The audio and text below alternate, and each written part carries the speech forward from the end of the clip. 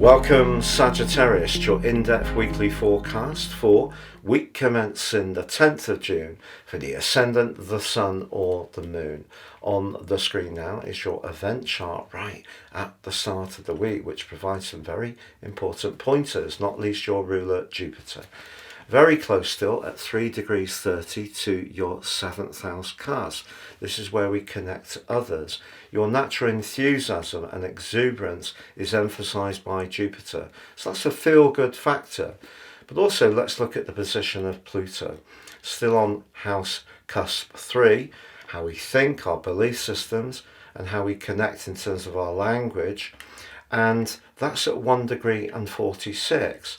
So they're pretty close. They're within 3 degrees of an exact 120 arc, which is very enabling in astrology, known as a trine. So what you're thinking, particularly if you've got ideas that you're really excited about, can have a great impact on anyone you come into contact with.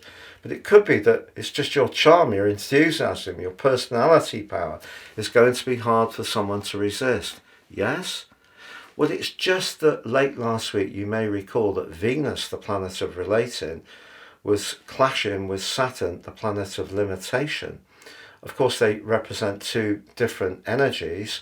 Venus very much about finding points of collaboration and cooperation in House 7, trying to keep things on an even keel. But maybe your own emotions or your own insecurities, or perhaps those of someone else, got in the way a little bit of keeping things as balanced and keeping that sense of equanimity, which is important in all sorts of relationships. It doesn't have to just be in a romantic tie. So that's a factor at the start of this week, and the Sun also is clashing with Saturn too. So as much as you may want to shape how people see you through careful negotiation and cultivation and diplomacy, someone may have a very cool response to what you're trying to do or say. Equally, it could be you who, just at the point when you do want to say the right things, feels a bit inhibited.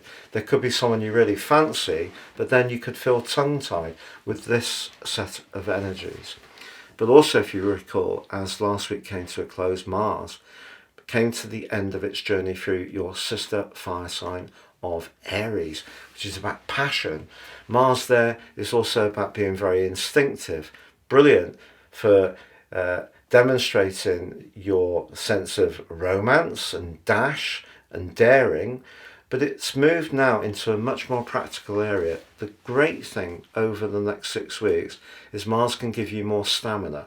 If you do want to get fitter, be a little bit more disciplined about what you eat and drink, or the exercise you take, or get more streamlined at home in terms of being ordered and organised and efficient, and perhaps decluttering.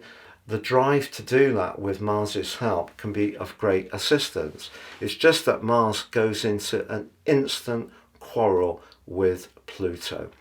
So as much as Pluto forges a lovely link with Jupiter, Mars and Pluto are in a very quarrelsome one.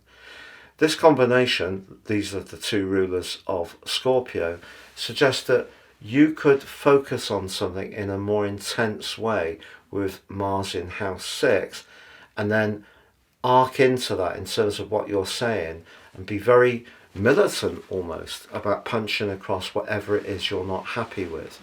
By the middle of this week, Mercury's speeding up. It connects with the Sun on Friday in a cazimi.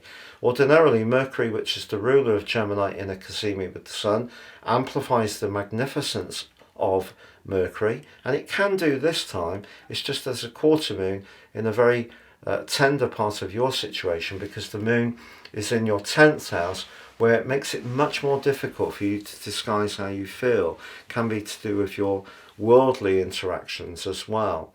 So that 7th house energy clashes with your emotional energy at the start of this week, but also with your worldly responsibilities later in the week. So whether it's home or family-based relationships which are tricky early on, or professional ones later in the week will tell that story. But by the end of the week, it's Neptune in your 4th house, which has been creating the potential for a lot of confusion and distortion since 2012, it's clashing with the Sun, Venus, but also Mercury in the latter part of this week. To be honest, Sagittarius, this is not an easy week. It doesn't mean to say it doesn't have opportunities. Having such a cluster of energy in house 7, including your ruler, and with that great link to Pluto, suggests if you choose your words carefully, then they can still have an impact, they can still be heard, but there is the potential for either your emotional responses or someone else's to in some way skew perceptions.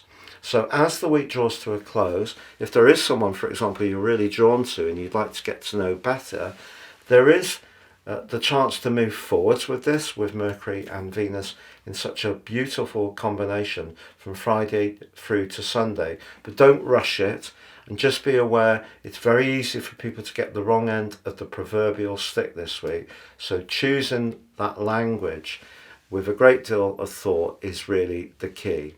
Have a great week. If you've yet to subscribe to my channel, please do so now and help it grow.